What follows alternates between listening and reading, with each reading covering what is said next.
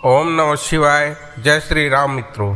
तो मित्रों, स्वागत है आपका आपके अपने YouTube चैनल राघव वॉइस में। मित्रों, आपने देखा होगा कि अक्सर जो लोग अच्छे होते हैं और ज़्यादा पूजा पाठ करते हैं वो खुशहाल नहीं होते, जबकि जो दुष्ट व्यक्ति होते हैं वो अधिक खुशहाल देखे जाते हैं। ये सब देखने के बाद आपके मन में भी ये सवाल जरूर उठा होगा कि जो लोग अच्छे होते हैं आखिर उनके साथ ही बुरा क्यों होता है। लेकिन आज के समय में नई जनरेशन के लोग इस बात को मानते नहीं है। इसका सबसे बड़ा कारण ये है कि वो लोग धर्म ग्रंथों को पढ़ते नहीं है या फिर लिखी हुई बातों पर विश्वास नहीं करते। तो आइए जानते हैं कि अच्छे लोगों के साथ बुरा क्यों होता है। धर्म ग्रंथों में भगवत गीता एक ऐसा धर्म ग्रंथ है जिसमें मनुष्य के मन में उठने वाले अनेकों प्रकार के प्रश्नों को विस्तार से बताया और समझाया गया है। भगवत गीता में वर्णित एक कथा के अनुसार अर्जुन के मन में जब भी कोई दुविधा उत्पन्न होती थी तो वे उसके समाधान के लिए श्री कृष्ण के पास पहुंच जाते थे। एक दिन की बात है, अर्जुन श्री कृष्ण के पास आए और उनसे बोले, हे वासुदेव, मुझे एक दुविधा ने घेर रखा है और उसका समाधान आप ही बता सकते हैं। तब श्री कृष्ण ने अर्जुन से कहा, हे धनंजय, अपनी बात को विस्तार से बताओ, तब मैं तुम्हें उसका हल बताऊंगा। तब अर्जुन बोले, हे नारायण, कृपया कर आप मुझे ये बताइए कि अच्छे लोगों के साथ हमेशा बुरा ही क्यों होता है, जबकि बुरे लोग हमेशा खुशहाल ही दिखते हैं। अर्जुन के मुख से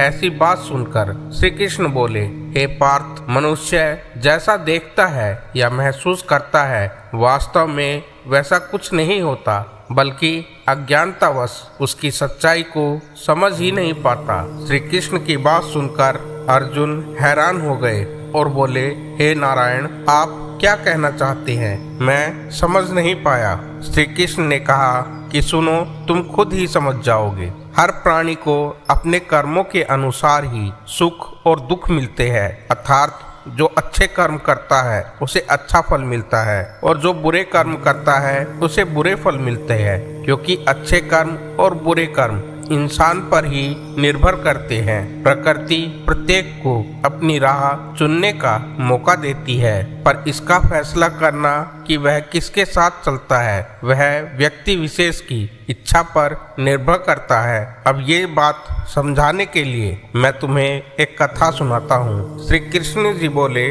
बहुत समय पहले की बात है, एक नगर में दो पुरुष रहते थे, जिसमें से एक व्यापारी था जिसके लिए अपने जीवन में धर्म और नीति का बहुत महत्व था। वह पूजा पाठ और भगवान की भक्ति में बहुत विश्वास करता था। चाहे कुछ भी हो जाए वह मंदिर जाना नहीं भूलता था और न ही धर्म और दान के कार्य में कभी कोई कमी छोड़ता था। चाहे कुछ भी हो जाए वह भगवान की नित्य पूजा अर्चना किया करता था। वहीं दूसरी ओर उसी नगर का वह दूसरा पुरुष पहले पुरुष से बिल्कुल ही विपरीत था। वह मंदिर तो जाया करता था, परंतु पूजा करने के लिए नहीं, बल्कि मंदिर के बाहर से चप्पल और धन चुराने के लिए। उसे दान, धर्म, न्याय, नीति किसी से भी कुछ लेना देना नहीं था। इतना ही नहीं, वह मंदिर जाकर चोरी भी किया करता था। इसी तरह समय बीतता गया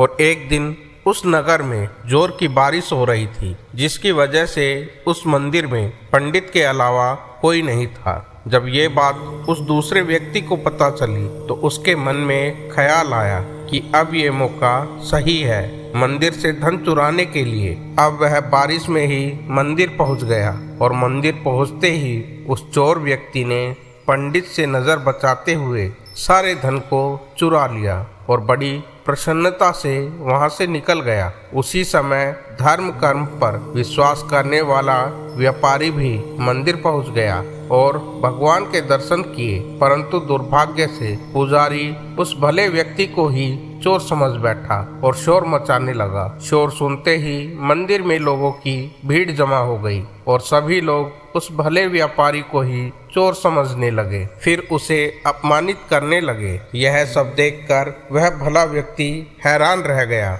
और उसे समझ नहीं आ रहा था कि उसके साथ क्या हो रहा है। फिर वह लोगों से बचता हुआ किसी तरह मंदिर से निकल गया, लेकिन दुर्भाग्य ने वहां भी उसका पीछा नहीं छोड़ा। मंदिर से बाहर निकलते ही वहां वह एक गाड़ी से टकरा गया और भला व्यक्ति घायल हो गया। फिर वह व्यापारी लंगड़ाते हुए घर को जाने लगा। तभी रास्ते में उसकी मुलाकात उस दुष्ट व्यक्ति से हुई जिसने मंदिर का धन चोरी किया था। वह दुष्ट व्यक्ति झूमता और नाचता हुआ जोर जोर से बोल रहा था कि आज तो मेरी किस्मत ही चमक गई, एक साथ इतना सारा धन मिल गया। जब व्यापारी ने उस दुष्ट व्यक्ति की बातें सुनी तो उसे बहुत हैरानी हुई और क्रोधित होकर उसने अपने घर जाकर भगवान की सारी मूर्तियां निकालकर फेंक दी और भगवान से नाराज होते हुए अपना जीवन व्यतीत करने लगा। उस समय के पश्चात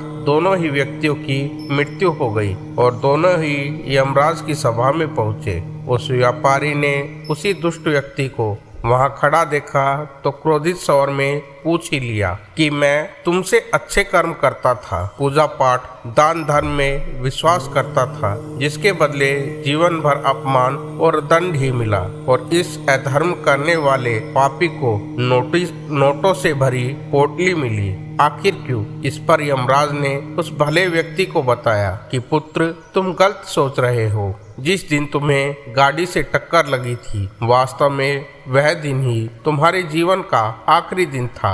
तुम्हारे द्वारा किए गए अच्छे कर्मों के कारण ही तुम्हारी मृत्यु एक छोटी सी चोट में परिवर्तित हो गई। और इस दुष्ट व्यक्ति के बारे में जानना चाहते हो तो सुनो पुत्र, इसके भाग्य में राजयोग था जो कि इसके दुष्ट कर्म और अधर्मों के कारण एक छोटे से धन की पोटली में परिवर्तित हो गया। श्री कृष्ण ने अर्जुन को कथा सुनाने के बाद कहा कि हे पार्थ, अब तुम्हें तुम्हारे प्रश्न का उत्तर मिल गया होगा। ऐसा सोचना कि भगवान अच्छे कर्मों को नजरअंदाज कर रहे हैं, ये बिल्कुल भी सत्य नहीं है। भगवान हमें क्या किस रूप में दे रहे हैं, ये मनुष्य की समझ से बिल्कुल अलग होता है। लेकिन अगर आप अच्छे कर्म करते हो तो भगवान की कृपा सदैव आप पर बनी रहती है। अतः आपको अच्छे कर्मों को करने से भी कभी पीछे नहीं हटना चाहिए और अच्छे कर्मों का फल